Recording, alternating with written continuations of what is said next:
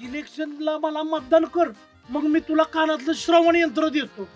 आणि मी केलं की त्याला मतदान, पण त्यानं मला श्रवण यंत्र काही दिलं नाही. आणि आता मी त्याला हाक मारली ना की पुढं पुढंच पळतोय, बाहेर असल्यासारखंच करतोय बघ. सरपंच आहे त्यो, गाव सोडून फिरतोय की जोगत्यागत. आता आम्हाला शाळेत शिकवली होती सरपंचाची कामं, त्यातली एक तरी करतो का तो नीट? मला परीक्षेसाठी ह्या झेरॉक्स वरती सह्या पाहिजे होत्या त्याच्या, तर हिथं बी नाही त्यो. हेल्पड तरी किती घालायचं?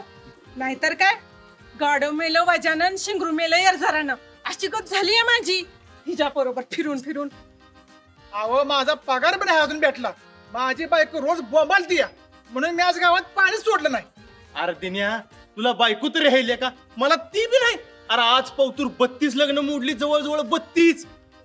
कोण काड्या घालतय ना त्याला बघणारच आहे मी. अरे बाबा कशाला करतोयस लगीन? लगीन म्हणजे गाड्यातला लोडणं असतोय, लोडणं. असू दे लोडणं. तीच लोडणं गळ्यात घालून मी गावभर फिरणार आहे. ए बाबा, तू शिपाई आहेस का कोण आहेस बाबा सांग?